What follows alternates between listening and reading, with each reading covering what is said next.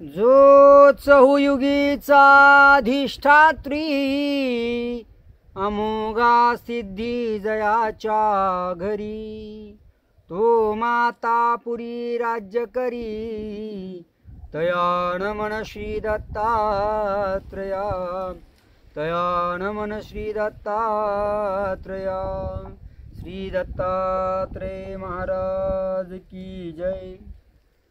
पूर्ण परब्रह्म परमेश्वर अनंत ब्रह्मांड नायक जगद्गुरु परमपिता श्री दत्तात्रेय प्रभूंच्या श्रीचरणी साष्टांग दंडवत आणि आपल्या सर्वांनाही माझा दंडवत प्रणाम। मार्गशीर्ष महिन्यामध्ये आपण श्री दत्तात्रेय प्रभूंच्या लीळांचं चिंतन करतोय। त्या लीळांद्वारे प्रभूंना आठवण्याचा प्रयत्न करतो। देवात आणि आपल्यात असलेलं अंतर तेही कमी करण्याचा या लीळा ऐकून त्या चिंतन करून त्याचं स्मरण करून प्रभूतलं आपल्यातलं अंतर कमी करण्याचा हा अल्पसा प्रयत्न आहे। या अगोदर 2 व्हिडिओ टाकले ते तुम्हाला सर्वांना नक्कीच आवडलेले असतील असं मी गृहीत धरतो। आणि तुम्हाला जर आवडले तर आपल्याच संपर्कातल्या परमेश्वर भक्तांपर्यंत ते पोहोचवण्याचा तुम्ही सर्वजण नक्कीच प्रयत्न कराल अशी माझी अपेक्षा आहे, इच्छा आहे, आशा आहे, अशी मला अपेक्षा आहे असं म्हणू शकतो आपण। श्री दत्तात्रेय प्रभूंनी अवतार धारण केल्यानंतर आपण अगोदरच्या व्हिडिओ बघितलं 3 देवांना, 3 त्यांच्या पत्न्यांना जो अहंकार झालेला होता, जे अन्यथा ज्ञान आलं होतं, जे आत्मस्थितीचं भान जे विसरले होते, स्वतःची जागा स्वतःचं काम विसरले होते, ते श्री दत्तात्रेय प्रभूंनी अनुसया मातेच्या द्वारे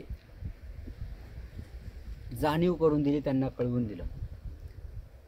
परमेश्वर जगनियंता आहेत, सृष्टीचा निर्माता आहेत, जीवांना दुःखातून मुक्त करणार आहेत। मात्र या जगनियंत्या परमेश्वराचं, सर्व समर्थ असणाऱ्या परमेश्वराची खूप सारे गुण आहेत, अनंत गुण आहेत। त्यातला एका गुणाचं आज मी पुनश्च वर्णन करणार आहे। तो गुण असा आहे, करणा स्वतः, कर्ता केरविता स्वतः आहेत, परंतु त्याचं कर्तृत्व ते जीवाकडे देत असतात, जीवाला देत असतात। उदाहरण द्यायचं तर आमच्या सर्वज्ञ श्री चक्रधर स्वामींनी स्वतःचं ऐश्वर्य लोपून स्वतःला सर्वज्ञ आहेत, त्यांना सर्व माहिती असतानाही जीवांना त्या गोष्टीचं कर्तृत्व दिलं। जसं संदर्भ थोडा सांगतो, डोमेग्रामना निरूपण होत असतं आणि तिथे नदी वाहत असताना दगडावरती पडणाऱ्या पाण्याचा खळखळ असा आवाज येत असतो। त्या निरूपणात व्यत्यय येतो, म्हणून स्वामींना भक्तजन म्हणतात की देवा या निरूपण त्या आवाजामुळे हवं तसं ऐकू येत नाहीये। स्वामी तिथे भक्त औसांना आपला फुटा टाकायला लावतात, तिथं टाकल्यानंतर तो आवाज बंद होतो, निरूपण संपतं, तो फुटा काढून घ्यायला सांगतात। काढून घेतल्यानंतर तिथं पुन्हा एकदा तो आवाज सुरू होतो आणि स्वामी म्हणतात बघितलं का, औसांचं सामर्थ्य आहे। सर्वांना माहीत होतं देवाचं सामर्थ्य आहे। देवाला जर काही शोधायला लावायचं असेल, कुणाला भेटायला लावायचं असेल तर डायरेक्ट सांगत नव्हतं, जीवांकडे द्यायचं। हे परमेश्वराची खासियत आहे, म्हणून आपण ते भजन नेहमी ऐकत असतो, आपल्या सर्वांना माहिती। मात्र त्या भजनाचा खरा मतितार्थ आपण विसरत असतो। मेरा आपकी कृपा से सब काम हो रहा है, करते हो तुम कन्हैया, करते हो तुम कन्हैया, मेरा नाम हो रहा है। करता करविता परमेश्वर आहे, आपण म्हणत असतो, परंतु आपण ते भान विसरत असतो। श्री दत्तात्रेय प्रभूंच्या सन्निधानामध्ये असलेल्या सर्वच भक्तांना आनंद मिळतोय। कुणाला काय आश्चर्य बघायला मिळतोय, स्वामी श्री दत्तात्रेय प्रभू कुणाला काय आश्चर्यकारक चमत्कार रूप आनंदाई लीळा करतायत। आणि अहोरात्र परमेश्वरा चिंतनासह श्री दत्तात्रेय प्रभूंची अहोरात्र सेवा करणारी माता अनुसया, अगोदर तर ती स्वतः पतिव्रता, आणि त्यात भगवत भक्ती, आणि त्यात परमेश्वर स्वतःचं सन्निधान देत आहेत, सेवादास्य देत आहेत। काय महान सामर्थ्य त्यांच्या ठिकाणी आलं असेल. परमेश्वराच्या सहवासामध्ये राहिल्यानंतर एक सामर्थ्य येत असतं. आणि एवढ्या गोष्टी असताना माता अनुसूया जगत विख्यात होणार नाही का? नक्कीच होणार. एकदा त्यांच्या विख्यातीचं, त्यांच्या तपश्चर्याची, त्यांच्या श्रेष्ठत्वाची महिमा देशोदेशी पसरायला लागली होती. त्याची ही कथा सांगते. दंडकारण्यामध्ये सांडल्या कौंडल्या नावाच्या 2 भगिनी होत्या. सांडल्या ही गृहस्थाश्रमी होती. पतीची सेवा करून ती आपलं पतिव्रता पण जपत होती. आणि मांडल्या रानात अरण्यात राहून तपश्चर्या करत होती. एक दिवस सांडल्या आपल्या पतीचे पाय चेपत असताना, पाय दाबत असताना, सेवा करत असताना त्यावेळेला एक ऋषी त्यांच्या दारी भिक्षेला आले. आणि भिक्षेला आल्यानंतर सांडल्या पतीचे पाय चेपत असताना ती त्या ऋषींना सांगते की तुम्ही पुढच्या घरी भिक्षेला जा. ऋषीला वाटतं, राग येतो ऋषीला, अरे मी साक्षात एवढा मोठा ऋषी घरी भिक्षेला आलेलो आहे आणि भिक्षेला आलेलो असताना मलाही पुढे जाण्यासाठी सांगते. त्या दिवशी पण तसंच केलं. काही दिवसापूर्वी आले तेव्हा भिक्षा वाढत होती आणि भिक्षा वाढत असताना अचानक तिने भिक्षा बाजूला ठेवली, पटकन एक गडवाभर तांब्या घेतला आणि असं गोल राऊंडमध्ये धार केली. म्हणजे पाणी जसं आपण गोल असं फिरवतो ना, तसं एक चक्कर मारला त्या पाण्यात गडव्यातल्या आणि मग पुनश्च भिक्षा मांडली. त्या दिवशी ऋषी काय बोलले नव्हते. आज ही पुढे जाण्यासाठी सांगते म्हणून ते असे रागाने बघतात. ते रागाने बघितल्यानंतर इकडं सांडल्या म्हणते, मी काय बगळा आहे का तुमच्या नजरेनं, क्रोधायमान नजरेनं मरून जाण्यासाठी? आश्चर्य वाटतं त्यांना. आणि मग ते राहून तिला विचारतात की त्या दिवशी पण तू भिक्षा वाढायला आलेली असताना भिक्षा द्यायचं सोडून भिक्षा देणं, आलेल्या समोरच्याला, आपल्या घरी दारी आलेल्या याचकाला अन्न देणं हे खूप महत्पुण्याचं काम आहे. ते सोडून ती भिक्षा तू बाजूला ठेवली, तांब्याभर लोटा घेतला आणि गोल राऊंड असं पाण्याचा फिरवला. आजही तू मला पुढे जायला सांगतेस, काय आहे? आणि मी बगळ्याला शाप देऊन मारलंय, माझ्या नजरेनं तो मेलाय, हे तुला कसं माहिती? ती म्हणते, ते मला कसं माहिती? ते तर प्रभूची कृपा. प्रभूची म्हणजे त्यांच्या आराध्य दैवत. परंतु ते म्हणतात, ते ठीक आहे, तू त्या दिवशी पाणी का टाकलंस? ती म्हणते, काही नाही, माझी बहीण जी संन्यस्त झालेली आहे, जी अरण्यात तपाचरण करते, ती त्या दिवशी नेमकी भिक्षेला गेलेली होती आणि त्याच वेळेला त्या जंगलाला आग लागली. त्यावेळेस मी गळगाभर पाणी असं गोल फिरून तिच्या झोपडीला वाचवलं आणि त्यामुळे मी पाणी असं फिरवल्यामुळे तिची झोपडी वाचली. या ऋषींना आश्चर्य वाटतं, असं कुठं असतं का? तू गृहस्थाश्रमी, संसारात अडकलेली, पतीच्या सेवेत गुंतलेली आणि ती संन्यस्त, भिक्षा मागून तप साधना करून आचरण करणारी, तू काय तिच्यापेक्षा श्रेष्ठ आहे का? सांडाल्यामध्ये मी श्रेष्ठ आहे की नाही ते माहिती नाही, पण जे झालं ते मी तुम्हाला सांगितलं. आता ऋषी अगोदरच रागवलेले, आज असं केलं, त्या दिवशी तसं केलं. आणि मग ते चौकशी करण्यासाठी त्या जंगलातल्या सांडल्याच्या बहिणीकडे, मांडल्याकडे जातात. आणि जिकडे तिकडे आग लागलेली, आजूबाजूला सगळीकडे आग लागलेली, वनवा पेटून, जंगल पेटून सगळं झालेलं आहे. मात्र नेमकी मध्यभागी एका ठिकाणी त्या मांडल्याची झोपडी तेवढीच वाचलेली आहे. मांडल्याची झोपडी तेवढीच वाचलेली आहे. त्या मांडल्याला भेटल्यानंतर ऋषी विचारतात की बाई ग, संपूर्ण जंगल वणव्यानं खाक झालेलं असताना, जळून गेलेलं असताना तुझी एवढी झोपडीच कशी वाचली? मांडल्या सांगते, ऋषीवर, हे माझ्या परमेश्वराच्या भक्तीचं फळ आहे. परमेश्वराच्या मी जी साधना करते त्या साधनेमुळे माझी ही झोपडी वाचलेली आहे. ऋषी सांगतात नाही ग, ही झोपडी तुझ्या साधनेमुळे परमेश्वरामुळे नाही वाचली, तरी ही झोपडी तुझ्या बहिणीच्या पतिव्रतापणामुळे वाचलेली आहे. कारण ते ऋषी सामर्थ्यवान होते. त्यांना आपण बगळा मारला, आपल्याकडून बगळा आपल्या नजरेनं मेला, क्रोधाग्नीने मेला, याची जाणीव तिला झाली. त्यावेळेस त्याला लक्षात आलेलं असतं की ही नक्कीच पतिव्रता आहे. तुझी बहीण ती पतिव्रता आहे. तिने सगळे घडलेला प्रसंग मांडव्य ऋषी सांगतात. मी हा प्रश्न विचारणार होतो का त्या ऋषीचं नाव काय, पण ओघात सांगून दिलं. मांडव्य ऋषी होतं. त्या मांडव्य ऋषीने सांगितलं की बाई ग, तुझी झोपडी जळत असताना त्यावेळेला तुझ्या बहिणीने तांब्याभर पाण्याने गोल राऊंड करून आपल्या तपाचरणाने पतिव्रतापणाने ह्या तुझ्या झोपडीचं रक्षण केलेलं आहे.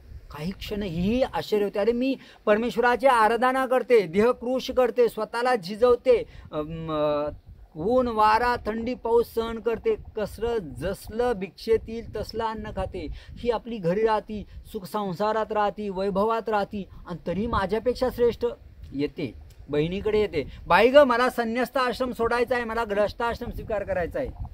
सांडायला तिला समजवते, नाही ग, तुझी जागा वेगळी आहे, माझी जागा वेगळी. मी माझ्या जागी ठीक आहे, तू तुझ्या जागी ठीक आहे. मी माझ्या जागी श्रेष्ठ आहे, तू तुझ्या जागी श्रेष्ठ आहे. असा वेगळा काही निर्णय घेऊ नको. पण ती ऐकत नाही. ती म्हणते नाही, मलाही गृहस्थ आश्रम स्वीकार करायचा, मला संन्यास आश्रम नाही करायचा. मी जर एवढं तपाचरण केले, एवढं जीवाला आत्म्याला इंद्रियांना मारलंय मी, आणि तरीही जर तू माझ्यापेक्षा श्रेष्ठ असतील तर अशा संन्यास आश्रमाचं काय करायचं, असा विचार करून सांडल्याला आग्रह करते. आणि मग सांडल्या तिला सांगते, ठीक आहे, उद्या तू सचेल स्नान, व्यवस्थित स्नान करून, व्यवस्थित शृंगार करून वेशीजवळ उभा राहा. पहाटे लवकर जो पहिला पुरुष तुला दिसेल त्याच्याशी तू स्वयंवर कर, तू लग्न कर. मांडल्या म्हणते ठीक आहे. मांडल्याचं सकाळी दुसऱ्या दिवशी पहाटेच वेशीजवळ साज शृंगार करून उभे राहते, आणि समोरून एक रोडका माशा भनभन कराव्या असा एक मनुष्य येताना दिसला, आणि जवळ बघते तर तो कुष्ठरोगी होता. पण आपल्या बहिणीने सांगितलेले सकाळी जो पुरुष भेटेल ना त्या पुरुषाशी, बस माझ्या कर्माने, माझ्या दैवाने, माझ्या भाग्याने मला हाच पुरुष नवरा करायचा. आणि त्या पुरुषाजवळ जाते आणि पाया पडते की आजपासून तुम्ही माझे पती.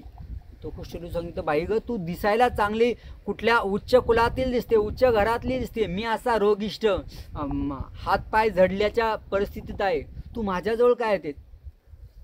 बऱ्याच प्रकारे समजवण्याचा प्रयत्न करतो तो कुष्ठरोगी, मात्र मांडल्या ऐकत नाही.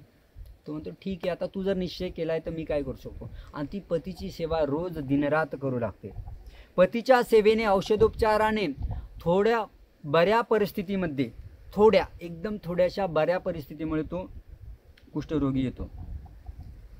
मात्र त्याला पाहिजे तसं चालणंही बंद झालेलं असतं. एक दिवस तो कधी गरम कधी नरम अशा पद्धतीने त्याची तब्येत सुरू आहे. आणि एक दिवस त्याच्या घरापुढून एक गणिका अर्थात वेश्या जात असते, आणि तिला बघितल्यानंतर याच्या मनात वासना उत्पन्न होते त्या कुष्ठरोग्याच्या, आणि तिचा अभिलाष करतो की अशी ही वेश्या मला उपभोगायला कशी मिळेल, मलाही मिळाली पाहिजे. आणि ते इतकं त्याच्या जीवाला लागतं, इतकं त्याला आकर्षित होतो की तो दैनंदिन जीवनात, रोजच्या व्यवहारात आपली एवढी सुंदर पत्नी असतानाही, एवढी मनोभावे सेवा करणारी पत्नी असतानाही तो सतत त्याच चिंतेत राहू लागतो, नाराज लागतो. मांडल्याला वाटतं की आपण आपल्या सेवेत काही कमतरता आहे. ती विचारते की माझ्या सेवेत काही कमतरता आहे का, तुम्ही का नाराज राहतायत, माझ्याकडून काही चुकलंय का. पुन्हा पुन्हा विनंती करते, पुन्हा पुन्हा प्रार्थना करते, विचारते. पण कुष्ठरोगी सांगतो, नाही ग, तू एवढं मोठं करते हीच मोठी गोष्ट आहे, तू खूप चांगलं करतेस, खूप छान करतेस, तुझा काहीच नाही, मग तुम्ही नाराज का राहता. काही नाही नाराज, सहज असंच. बरेच दिवस जातात, पुनश्च विचारते, मात्र पुनश्च तेच सांगते की नाराज का राहतात. आणि शेवटी मांडल्या खूप त्याला विनंती करते आणि सांगते की बाबा तुम्ही माझ्यावरती नाराज नाही आहे म्हणता आणि तुमच्या वागण्यात माझ्या सेवेत मी काहीच कमतरता ठेवलेली नाही. मी अखंड दिवस रात्र तुमची सेवेत वेचून घेतलेलं आहे, स्वतःला झोकून दिलेलं आहे, तरी तुम्ही नाराज राहत आहेत. याचं नेमकं कारण काय ते मला कळलंच पाहिजे. जर ते कळलं नाही तर आज मी जेवण करणार नाही असा आग्रह करते. आणि मग शेवटी तिचा निश्चय बघून तो कुष्ठरोगी सांगतो काही नाही, आपल्या घरासमोरून त्या दिवशी एक गणिका गेली, वेश्या गेली ना, तिला भेटण्याची मला इच्छा आहे, पण मला माहिती माझं शरीर असं घाण आहे वगैरे वगैरे सगळं सांगतो. आणि पतीची इच्छा पूर्ण करणे हा पतिव्रतेचा धर्म असतो. मांडल्या त्याला म्हणते की तुम्ही मला फक्त 6 महिन्याचा कालावधी द्या. 6 महिन्याच्या कालावधीमध्ये मी तुम्हाला त्या वेश्येला, त्या गणिकेला भेटवते. ठीक आहे. दुसऱ्या दिवशी पहाटेच उठते, त्या गणिकेच्या घरी जाते मांडल्या आणि सगळं झाडून, पाणी भरून, रांगोळ्या काढून साफ करून ठेवते. आता त्या गणिकेकडे अनेकही दासी असतात. तिला वाटतं कोणीतरी केलं असेल आपल्यापैकी. जवळजवळ 6 महिने सर्व व्यवस्थित काम चालू आहे. ही सगळ्यांना विचारते. ती गणिका त्यांना विचारते तुम्ही कोणी करता का? कोणीच सांगत नाही. मग एक दिवस 6 महिने असं कंटिन्यू चालू आणि ह्या करणाऱ्या सगळ्यांना, आपल्या जवळच्या सगळ्यांना, सेविकांना, दासींना ओळखत असते. एवढ्या चांगल्या पद्धतीने काम तर कोणी करणार नाही.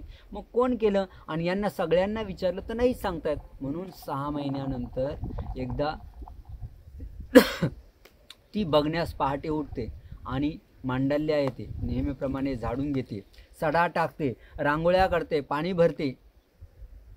त्या सगळ्या प्रक्रियेत सुरू असतानाच ही गणिका सगळे बघतो, अरे बापरे, ही कोणतरी मोठ्याच्या घरची दिसते, दिसायला सुंदर आहे आणि तरी आपल्या घरी येऊन असं काम करते. म्हणून तिला थांबवते, धरते. बाई ग, तू चांगल्या घरती, संभावित घरी दिसती, श्रेष्ठ कुळातली दिसते, तरी तू माझ्या घरचं काम का करतेस? मग ती विनंती ती सांगते, बाई ग, माझा पती हा कुष्ठरोगी आहे, त्याला तुझा उपभोग घ्यायची इच्छा झालेली आहे. इच्छा चांगली वाईट आहे ते सगळं आहे, पण इच्छा पूर्ण करणं पतीची ही माझं पतिव्रतेचं काम असतं. ती तिला खूप प्रकारे समजवते. गणिका समजवते, बाई ग, असेल तो पुरुष, त्याची इच्छा असेल, तुझा पती असेल, पण अशा इच्छा पूर्ण कुठं करायच्या असतात का? मांडायला सांगते ते नाही, मी तुझी सेवा त्याच्यासाठी करते. ती म्हणते ठीक आहे, तुझी इच्छा आहे तर तू अमक्या दिवशी रात्रीच्या या वेळेला त्यांना घेऊन इकडे ये. मांडल्या आनंदित होते की आपल्या केलेल्या तपाचं फळ झालं, सेवेचं फळ मिळालेलं आहे. आणि मग ती आपल्या पतीला येऊन सांगते की आपल्याला आज संध्याकाळी इतक्या वाजता तिच्याकडे जायचं आहे. पती आनंदित होतो, त्याचा नाराज चेहरा नष्ट होतो. अंतरातून जळत असणं, बऱ्याच वेळा संसारातली सर्व सुख असतानाही आपण दुःखी राहत असतो.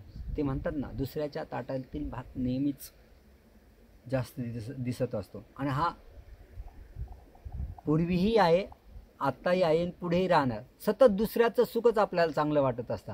आपल्या पत्नीपेक्षा, आपल्या नवऱ्यापेक्षा, आपल्या जवळच्या माणसांपेक्षा कौतुक दुसऱ्याचंच जास्त राहतं. तो आनंदित होतो. रात्री ठरलेल्या वेळेला ती मांडल्या आपल्या पतीला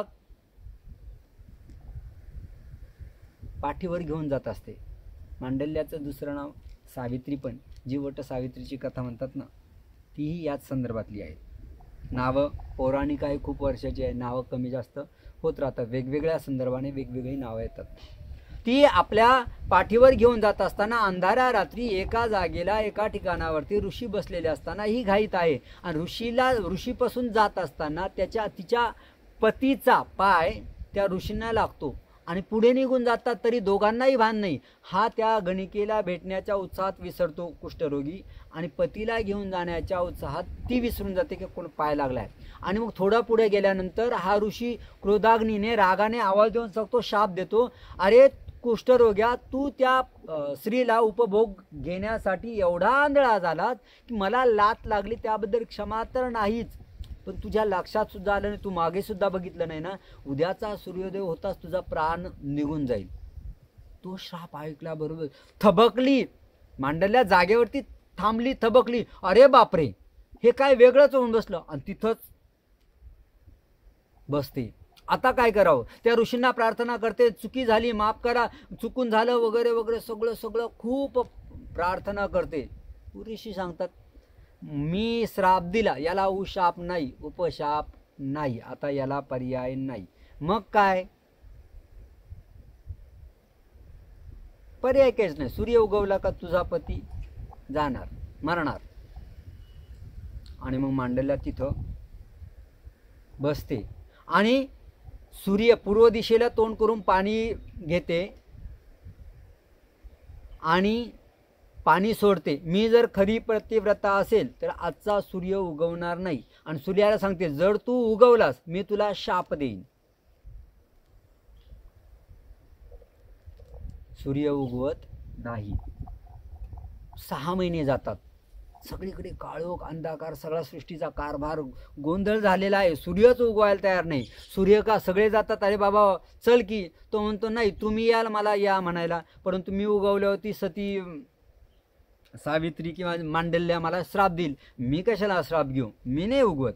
मग काय सगळे तिच्यापाशी येतात. इंद्र देतात, चंद्र, सूर्य, सगळेच सूर्य म्हणजे तो सूर्य नाही, हे सगळे देवता येतात. सगळ्या देवता तिच्यापाशी येतात. ब्रह्मा विष्णू महादेव येतात की बाई ग तुझा श्राप तू मागे घे. ते म्हणे मागे घेते पण माझा पती जिवंत पाहिजे मला. तो श्राप दिलेला आहे त्यांनी. नाही आम्ही सगळे देव म्हणतात आम्ही काही करू शकत नाही. इथे काम श्राप देण्याचं काम पतिव्रतेने केलेलं आहे. इथं वाचवण्याचं कामही पतिव्रताच करेल. सगळं सृष्टीचा कारभार झालेला, गोंधळ झालेला आहे. आणि त्या गोंधळात सगळे देव कंटाळले, विनंती करूनही सांगते नाही माझा पती मला पाहिजे, वाचला पाहिजे. आणि मग त्यावेळेस सगळे पतिव्रतेचंच दुखणं आहे. श्राप ते पतिव्रतेनंच निस्तरणार आहे. म्हणून सर्वजण देवी देवता त्यावेळेस विख्यात असणाऱ्या अनुसूया मातेकडे येतात. बाई ग असं झालेलं आहे, तू चल.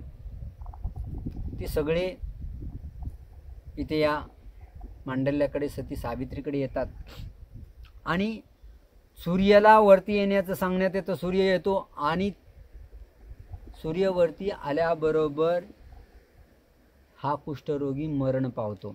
कुष्ठरोगी मरण पावल्याबरोबर ती सती अनुसया तिथे पाणी सोडते की जर मी खरोखर माझ्या पतीची मनोभावे सेवा करत असेल, मी जर भगवत चिंतन करायचं असेल, मी परमेश्वराची भक्ती करायचं असेल, मी खरी पतिव्रता असेल तर हा कुष्ठरोगी मेलेला माणूस जिवंत होईल असं म्हणून पाणी सोडते आणि तो जिवंत होतो. आणि मग पुन्हा एकदा त्रैलोक्यामध्ये माता अनुसूयाच्या नावाचा गजर होतो. मनातून ती इच्छा करत असते देवा मला सगळ्यांनी संकटात टाकलेलं आहे, मी जर आज या माझ्यामुळे जर हा कुष्ठरोगी जिवंत झाला नाही तर मी कधी पतिव्रता नाही, असं माझी बदनामी होईल, जगात मी बदनाम होईल. म्हणून प्रभूचं चिंतन करून प्रभूंचं नाम घेऊन श्री दत्तात्रय प्रभूंचं स्मरण करून त्या ठिकाणी पाणी सोडते आणि तो जिवंत होतो. आणि पुन्हा एकदा खूप वेळा परमेश्वराचे आभार मानून धन्यवाद देऊन याही वेळेला अनुसूया माता परमेश्वराचे धन्यवाद देते की देवा मी पतिव्रता असेल, माझ्याकडे सामर्थ्य असेल, पण हे तुझ्या कृपा प्रसादामुळे आहे, हे तुझ्या भगवत भक्तीमुळे आहे. मी यत्किंचित जीव आहे, छोटासा जीव आहे. परमेश्वराची भक्ती जर आपण मनोभावे केली तर परमेश्वर धावून येतात. या ठिकाणी तसंच झालं. परमेश्वर धावून आले, तिच्या त्या संकल्प सोडल्याने त्या ठिकाणी तो जिवंत झाला. सगळ्या जगामध्ये जय जयकार झाला माता अनुसूयेचा. आणि वट सावित्रीची जी पूजा आहे ना ती कथा इथून आलेली आहे. वट सावित्रीची कथा इथून आलेली आहे. आणि आपल्याही उपदेशी भगिनी, माता भगिनी, जो एका जन्मातच नकोसा झाला असतो त्याच्यासाठी काही जणी, सगळ्याच नाही, काही जणी वट सावित्रीची पौर्णिमा पूजा करत असतात. नाही करायची. ते झाड आहे हो, काय देणार आहे. इथे जीव आपला कोणी कोणाला देत नसतो, तो काय देणार. असो, त्यावरती वेगळा आपण व्हिडिओ बनवणारच आहोत. मागेही एकदा मी संदर्भाने सांगितलेलं आहे. या ठिकाणी परमेश्वराची जर भक्ती आपण मनोभावे केली, परमेश्वराचं स्मरण चिंतन जर आपण मनापासून केलं, हृदयापासून केलं तर परमेश्वर धावून येत असतो. तो भक्तवत्सल आहे. अनुसूया मातेला जगत विख्यात केलं परमेश्वराने. कारण परमेश्वर भगवत भक्तीत, परमेश्वर स्मरणात तिने आपलं संपूर्ण आयुष्य वेचलेलं होतं. पतीची सेवा करून, संसार सांभाळून सतत परमेश्वर लीन आणि श्री दत्तात्रय प्रभूंची सेवा हेच तिच्यासाठी तारक होतं. तशीच भक्ती, तसंच स्मरण, तशीच सेवा आपल्या सर्वांकडूनही घडो अशी अपेक्षा करतो आणि आज या ठिकाणी थांबतो. पुनश्च एकदा प्रभू नामाचा जयकार करूया आणि पुढच्या भागामध्ये श्री दत्तात्रय प्रभूंच्या पुढील लीलांचं चिंतन करूया. श्री दत्तात्रय महाराज की जय. दंडवत.